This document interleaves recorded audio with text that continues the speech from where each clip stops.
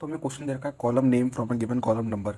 हमें दे रखा है एक पॉजिटिव इंटीजर है, हमें रिटर्न करना है उसका कॉलम टाइटल कॉरस्पॉन्डिंगली। ठीक है, जहाँ पे हमें ये ए बी सी जेड सब जो दे रखे हैं ये कॉलम टाइटल है, और उससे कॉरस्पॉन्डिंग जो कॉलम नंबर है वो भी हमें दे रखे हैं कि ए को 1 से मैप कर रखा है। ठीक है, एक कॉलम 1 क्या रखा है, बी को कॉलम 2। ठीक है, सिमिलरली जो हमारा डबल ए होगा उसका कॉलम नंबर होगा 27। तो हमें क्या करना है, कॉलम नंबर हमें दे रखा होगा, हमें उसका कॉलम टाइटल रिटर्न करना है। यहाँ पे देख सकते हो आप 28 है, तो ए भी रिटर्न करना है। अब इस क्वेश्चन को थोड़ा और समझने के लिए चलो हम कॉपी में देखते हैं क्वेश्चन क्या कह रहा है, ध्यान से थोड़ा। हमें क्वेश्चन में इस तरीके से कह रखा है कि हमें कॉलम टाइटल दे रखा है क्वेश्चन के अंदर अलॉन्ग विद कॉलम नंबर। ठीक है, अभी गिवन पार्ट देख रहे हैं। ठीक है, तो इस तरीके से दे रखा है कि हमें ए दे रखा है, फिर बी, फिर सी एंड सो ऑन।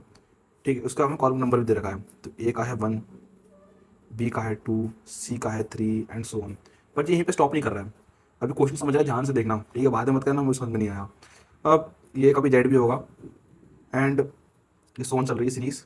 कभी ये डबल ए होता है, फिर इसके बाद फिर ये ए बी होता है एंड सो ऑन। कभी ये ट्रिपल ए भी होगा, डबल ए बी भी होगा, डबल ए सी भी होगा। तो इस तरीके से सीरीज चल रही है।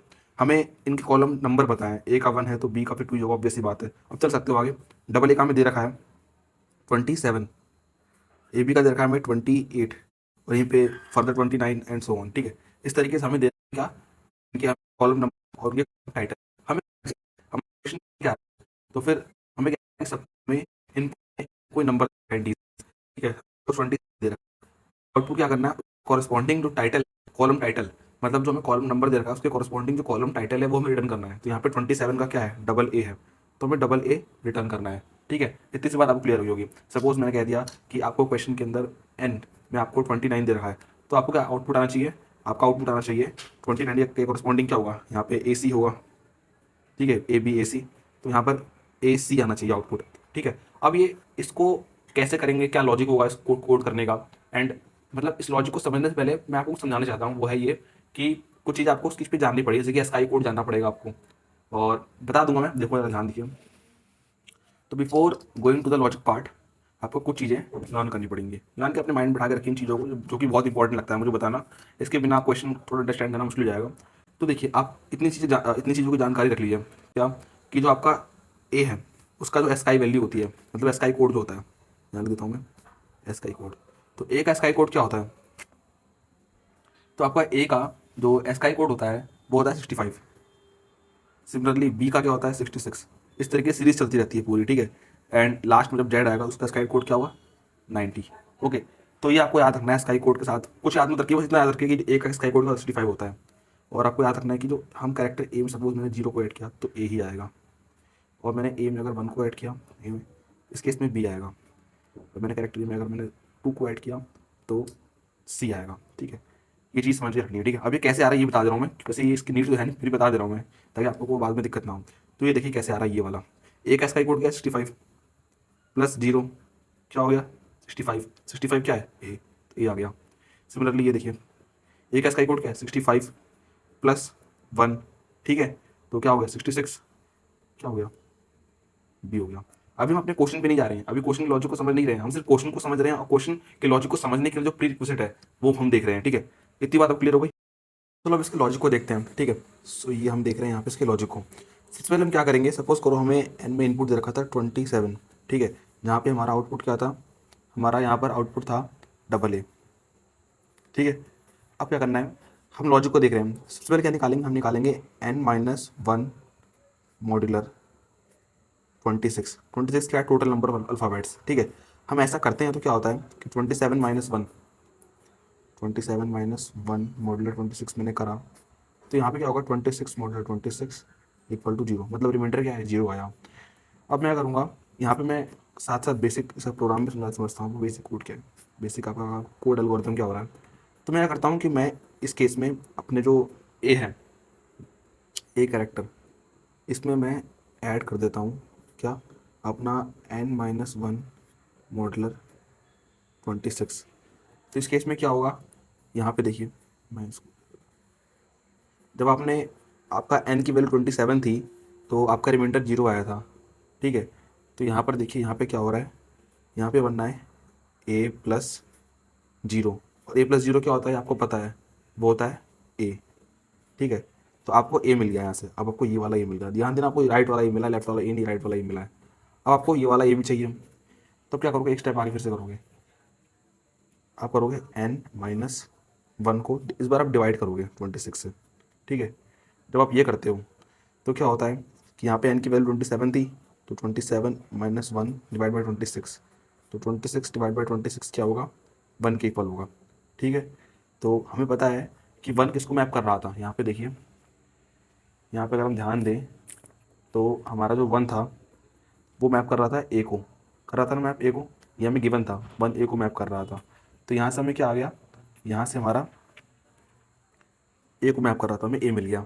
ठीक है, अभी ए मिल गया तो ए क्या करेंगे, हम इस ए को अपेंड करा देंगे, मतलब ऐड कर देंगे अपने किसके अंदर, अपने हमने यहाँ पे एक आंसर नाम की पहले एक स्ट्रिंग बना रखी थी, तो हमने स्ट्रिंग बनाई नहीं, यहाँ पे बना देता हूँ। सबसे पहले हम क्या करेंगे, आंसर नाम की एक स्ट्रिंग बनाएंगे, ये जो एम्प्टी स्ट्रिंग होगी क्या होगी, एक एम्प्टी स्ट्रिंग बनाएंगे हम। ठीक है, उसके अंदर हम ये पुश करेंगे, ठीक है, मतलब उसके अंदर डाल देंगे एलिमेंट्स। तो मैंने यहाँ पे सबसे पहले ये अपना ये वाला ए डाल दिया इस एम्प्टी स्ट्रिंग के अंदर, और अब मैंने ये वाला ए डाल दिया, तो ये इस पोजीशन पे आएगा। तो क्या आ जाएगा यहाँ पर आ जाएगा ए, और फिर यहाँ पे आ जाएगा ए। ठीक है, बट अब मुझे इसको रिवर्स भी करना पड़ेगा, क्यों, क्योंकि पहले हमें ये वाला ए मिला था, ठीक है, और फिर ये वाला ए मिला था, पर जो ये वाला ए मिला था वो इसके बाद आया। ठीक है, अब यहाँ पे तो ए है, पता नहीं चल रहा है आपको, हो सकता है यहाँ पे ए के साथ बी हो, तो बी पहले आ जाएगा, बी पहले यहाँ पे आ जाएगा, और ए यहाँ पे आ जाएगा। उस केस में क्या करना है, हमें रिवर्स कर देना है। तो हमारा लास्ट केस क्या होगा, रिवर्स करना। हमने पहले यहाँ पे क्या करा, ये हमारा फर्स्ट स्टेप था, और सेकंड स्टेप पे हमने क्या करा, सेकंड स्टेप पे हमने ये वाला काम किया, n-1 डिवाइडेड बाई 26। और लास्ट स्टेप में क्या करेंगे, हम लास्ट स्टेप में रिवर्स कर देंगे अपने स्ट्रिंग को, रिवर्स कर देंगे कहाँ से, इस आंसर डॉट बिगिन से आंसर डॉट एंड तक। ठीक है, ये कर रहे होंगे। चलो मैं एक और ड्राई रन लेता हूँ, मैं ड्राई रन, जिससे आपका ये क्वेश्चन बहुत कंसेप्ट क्लियर हो जाएगा। सपोज हमारे पास n की वैल्यू इस टाइम पे अब 28 है। ठीक है, इस केस में आपको पता है कि जो आउटपुट आएगा वो आपका होगा, यहाँ पे देख लीजिए, इस केस में आपको 28 है, इस केस में आउटपुट आएगा आपका ए बी, आपका ए बी आउटपुट आना चाहिए। अब वो कैसे यहाँ तक आते हैं, हम क्या करेंगे, पहले अपना निकालेंगे n-1 मॉडुलर 26, जो कि इस केस में क्या होगा, 28 - 1 मॉडुलर 26, यानी कि 27 मॉडुलर 26, यानी कि रिमाइंडर क्या आएगा, 1 आएगा।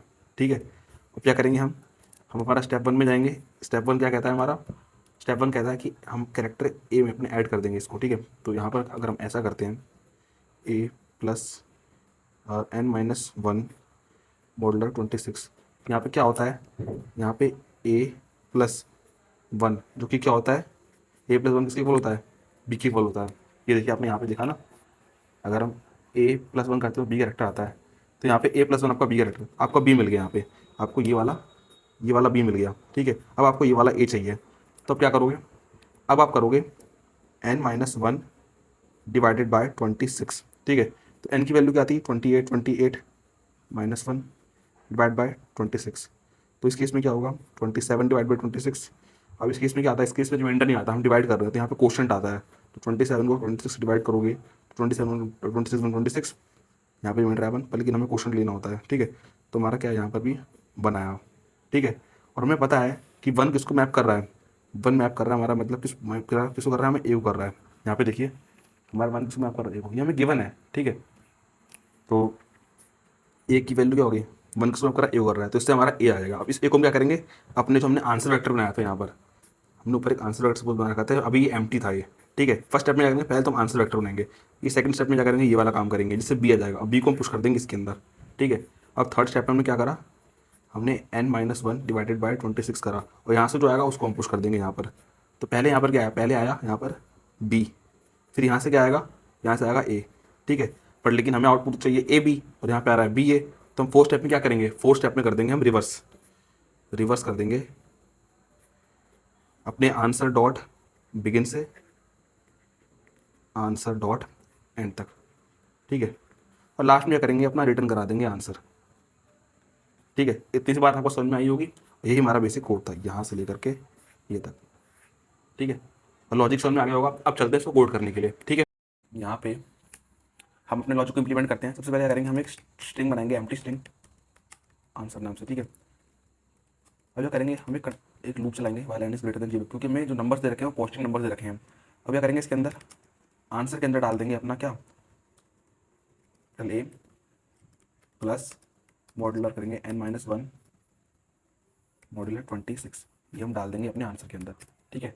और करेंगे n को करेंगे हम n डिवाइड करेंगे n-1/2, और क्यों करेंगे ये तो मैंने बता ही दिया था आपको, 26 और 2 नहीं 26, ठीक है। इसके बाद करेंगे हम, इसके बाद हम रिवर्स करा देंगे, लास्ट स्टेप हमारा रिवर्स, आंसर डॉट बिगिन से लेकर के आंसर डॉट एंड तक, ठीक है। एंड लास्ट में करना क्या है, रिटर्न कर देंगे आंसर, जो कि आप करना जानते होंगे बहुत आसानी से, नहीं जानते तो ठीक है मैं कर दूंगा रिटर्न। आप कंपाइल कर देते हैं, कंपाइल हो जा, रेडी फॉर इवेल्युएशन, देखो आ गया एक्सपेक्टेड आउटपुट। अब इसे हम सबमिट कर देते हैं, यहाँ से ये बड़े प्यार सबमिट होता है, बड़े प्यार से देखो कैसे सबमिट होगा अभी। टेस्ट केस 0 सेल यहाँ हरदम कर जाती हैं, अरे ठीक मिनट आपको ये प्रॉब्लम ऑफ द डे भी था, ठीक है। और समझ में आ गया होगा आपको। अब मिलते हैं नेक्स्ट क्वेश्चन में, ऐसे ही बने रहिए हमारे साथ। Thank you very much.